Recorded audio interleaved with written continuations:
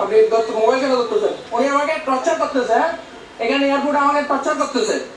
আমি একজন প্রবাসী, আমাকে টর্চার করতেছে ইনি, এরা সবাই মিলে। হ্যাঁ, আপনার বক্তব্য কি? আমরা প্রবাসী যদি হ্যাঁ ওনার মোবাইল নিয়েছে, আমরা প্রবাসী যদি একটা মোবাইল আনতে না পারি, ওইটা কিসের দেশ? আমি রেমিটেন্স যোদ্ধা একজন, এটা কিসের দেশ? হ্যাঁ, এনারা নিছে আমার মোবাইল নিচে নিয়ে আমাকে মারতে চাইছে। কেউ আসছে, ভিডিও ফুটেজ আছে, ঠিক আছে? আমার আমার যদি একটা জ্ঞান নিতে না পারি, এই দেশে মোবাইল আনতে না পারি, কিসের দেশ এটা আমার? হ্যাঁ, এটা কিসের দেশ? আমাকে এখানে টর্চার করতে চাইতেছে। আমি ওপেন চ্যালেঞ্জ দিচ্ছি, আমার কাছে যদি অবৈধ কিছু পান, আইনত ব্যবস্থা নেন। কেন কেন নেবেন আমাকে কাস্টমার রুমে? হ্যাঁ, আমরা যদি দুইটা মোবাইল আনতে পারি, আইনে আছে, আমরা সাধারণ প্রবাসী হতো কিছু জানি না, আইনে আছে যে কি দুইটা মোবাইল নিতে পারবে, একটা নতুন একটা পুরাতন, আমরা জানি অতটুকুই। কিন্তু এখানে এটা নতুন কেন আনছো? 2 দিন কেন ইউজ করে আনো নাই? ইউজ করে আনলে তোমাকে ধরতাম না। হ্যাঁ, আপনি আমাকে মারতে চাইছেন কেন? হ্যাঁ, মোবাইল কেড়ে নিতে চাইছেন কেন? আপনারা যেটা দেখেছেন, রাশেদ নামে আমাদের চট্টগ্রামের এক ভাই চট্টগ্রাম এয়ারপোর্টে তার মনের দুঃখের কোন পর্যায়ে গেলে সে লাইভ দেয় ওই ইয়ে থেকে, এটা বলার মতো না। বাস্তবতা হচ্ছে আমরা প্রবাসীদের জন্য অনেক কিছু করে যাচ্ছি। বলা হচ্ছে গত সরকারের আমলে আমরা শুনতাম তাদেরকে রেমিটেন্স যোদ্ধা বলা হতো। আবার প্রবাসীদের রেমিটেন্স যোদ্ধা, প্রবাসীদের জন্য আমরা এই করেছি সেই করেছি, বিশাল এক কাহিনী। আসল কাহিনী হচ্ছে এই সমস্ত প্রবাসীরা কি আপনার কাছ থেকে ভিআইপি লাউঞ্জ কি তারা আশা করে? কোনো প্রবাসী কিন্তু ভিআইপি লাউঞ্জ আশা করে না। তারা বিদেশ থেকে আসার পর কিভাবে তাদের মালামালগুলো সঠিক পথে সঠিকভাবে তার মালামালগুলো পাবে এই টেনশনে থাকে। আর বাইরে অপেক্ষারত তাদের আত্মীয় স্বজনদের কাছে কেমনে চলে যাবে সেটাই কিন্তু তারা চিন্তা করে। আমি মূলত আমরা চট্টগ্রামের ভাষায় বলতাম, যেহেতু কাস্টমসের এই সমস্ত লোকগুলো এখানে চট্টগ্রামের মানুষ একটাও রাখে না, চট্টগ্রামের মানুষ কোনো অফিসার হয় না। আমরা এই পর্যন্ত দেখে আসছি আমাদের চট্টগ্রামের মানুষ বেসিক্যালি সরকারি চাকরি এগুলো করতে চায় না। তারা ব্যবসা বাণিজ্য বেশি বা অন্যান্য বিজনেস নিয়ে পড়ে থাকে। কেউ সরকারি অফিসার সহজে হতে চায় না, কারণ হতে চাইবে বা কেন? আমরা মামা চাচা দিয়ে কখনো চিটংয়ের মানুষ পারেনি। কারণ হচ্ছে, আমি যদি বলি গত 2 বছর আগে নৌপরিবহন মন্ত্রী ছিলেন শাহজাহান খান। চট্টগ্রাম বন্দরের আপনাদেরকে একটু স্মরণ করিয়ে দিই, চট্টগ্রাম বন্দরে 85 জন মানুষ নেয়ার কথা ছিল লস্কর পদে। ওই লস্কর পদে একজন চট্টগ্রামের মানুষ নেয়নি, একজন, নট এ সিঙ্গেল ওয়ান। এটা নিয়ে আমরা নিউজ করেছি, ছেলেরা আন্দোলন করেছে। তৎকালীন সময়ে ছাত্রলীগ এবং যুবলীগের কিছু মানুষ যারা ভালো চিন্তা করে, এরকম সবাই যে খারাপ সেটা তো না, তারা মিছিল করেছে, মিটিং করেছে, কিন্তু সব কিছু মিলিয়ে ঘোড়ার ডিম পেয়েছি আমরা ঘোড়ার ডিম পেয়েছিলাম। তখন কোনো কিচ্ছুই হয়নি।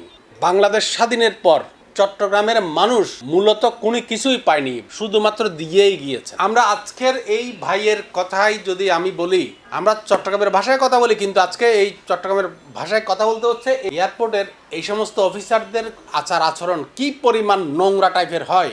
আপনারা বলেন যে এই সরকার আসার পরে বলা হয়েছে প্রবাসীরা আসলে তাদেরকে সালাম দিবেন, তাদেরকে একটা ফুল দিবেন, কথা তো এগুলো খুব সুন্দর সুন্দর কথা শুনেছি।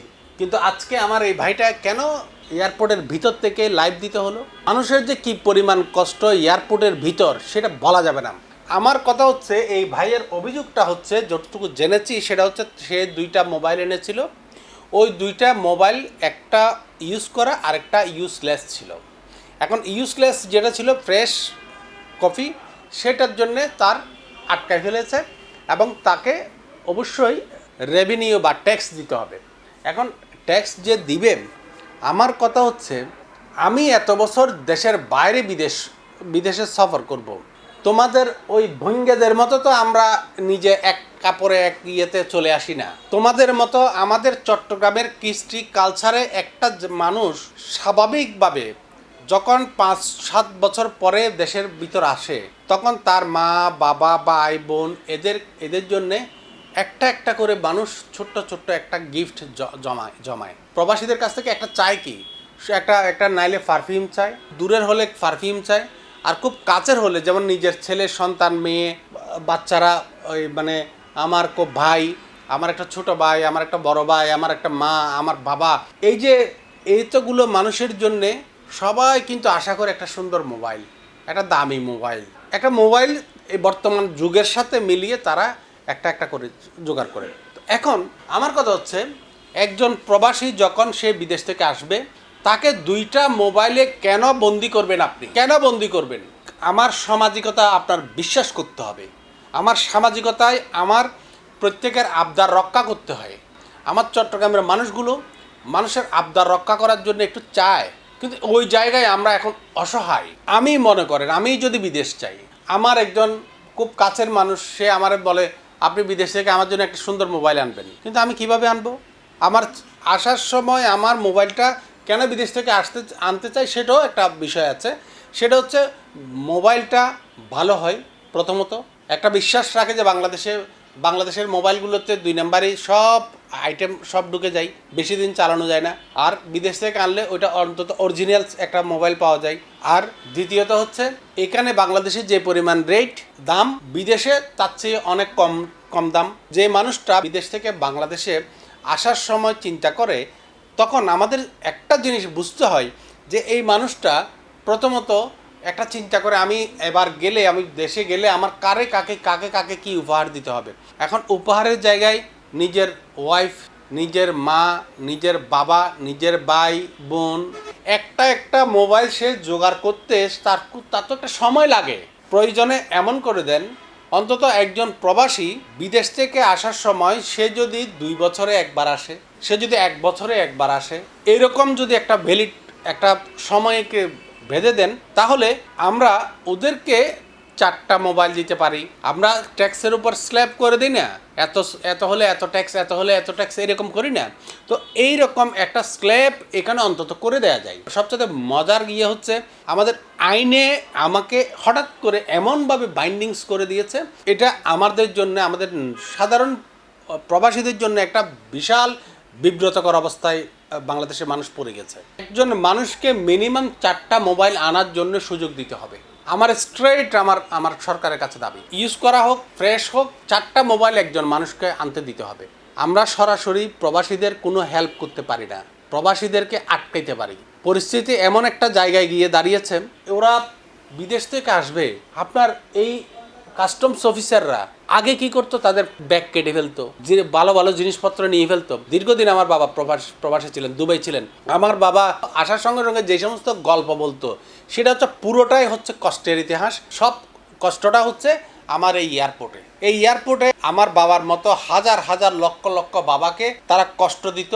যে স্নো পাউডার, তখন এই মোবাইল তো ছিল না, তখন এই snow powder, fair and lovely, এই সমস্ত এই ছোট ছোট জিনিসগুলো নিয়ে যাওয়ার জন্য কেউ এদিকে নিয়ে যেত, কেউ এদিকে নিয়ে যেত, এইরকম করে বাটপার সোর এখানে সবগুলো ছিল। কিন্তু ঘটনা হচ্ছে, এখন দিনের পরিবর্তনে আমরা কিছু সহযোগিতা পাচ্ছি, ঠিক আছে, আমাদের অনেক কিছু চেঞ্জ হয়েছে, কিন্তু চেঞ্জ হলেও আপনার আরেকটা আমার দুঃখজনক একটা ঘটনার কথা বলি। আমি একবার এয়ারপোর্টে আসার সময় যে কোনো দেশে গেলে আমি ডকুমেন্টারি করি, আমার অনেকগুলো প্রমোশনাল ভিডিওস বানাই, এবং এগুলোর জন্য ভালো ভালো অ্যামাউন্ট পাই আমি, এবং এই টাকাগুলো আমি রেমিটেন্স আকারে আমি দেখাতে আসি। ভাই, আমাদেরকে চেনার দরকার তো নাই, আমাদেরকে শুধু রেমিটেন্স ঘোষণা দেওয়ার জন্যে তারা যে পরিমাণ আমাদেরকে সম্মান করার কথা। আমি যখন বলবো যে আমি ডিক্লারেশন দিব, আমি বৈদেশিক মুদ্রার ডিক্লারেশন দিব, তখন তারা যে কি পরিমাণ ব্যস্ততা দেখায়, এগুলো বলার মতো না।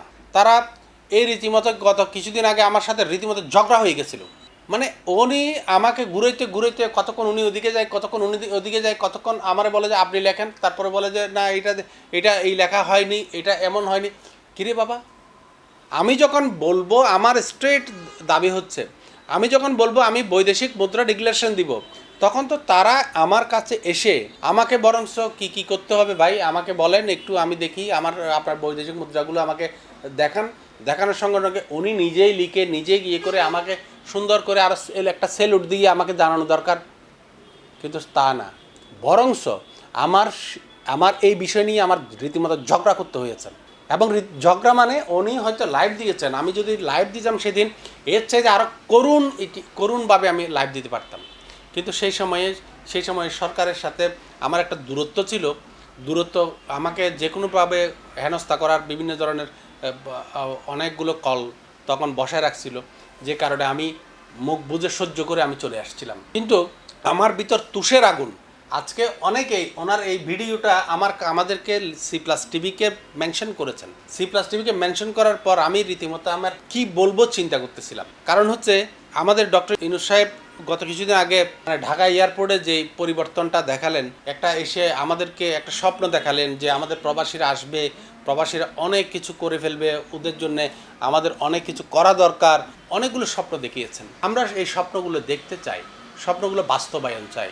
ডক্টর আসিফ নজরুল সাহেব রীতিমতো একদম ভদ্রলোক, এই ভদ্রলোক কত সুন্দর সুন্দর কথা বলেছেন, কিন্তু বাস্তবতা হচ্ছে আপনারা যতই কথা বলেন না কেন, এখানে এই সমস্ত মানুষগুলোকে যদি আপনি মানসিক চিকিৎসা না করান, কাস্টমসে যে সমস্ত মানুষ আছে তাদেরকে যদি মানসিক চিকিৎসা না করান, তাহলে কখনোই কোনো অবস্থায় এই সমস্ত সাধারণ প্রবাসীরা কখনো শান্তি পাবে না।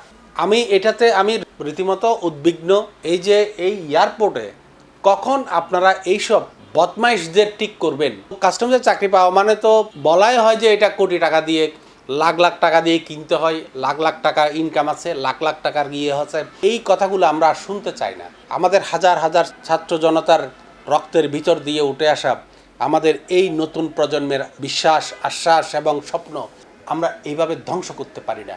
আমার আকুল আবেদন, আমার দাবি, প্রবাসীদের পক্ষ থেকে, আমরা যেহেতু প্রবাসীদের নিয়ে কাজ করি, প্রবাসীদের পক্ষ থেকে আমার স্পষ্ট দাবি, প্রত্যেক প্রবাসীকে অবশ্যই 4টা করে মোবাইল আনার সুযোগ দিতে হবে, উইদাউট এনি কোয়েশ্চেন।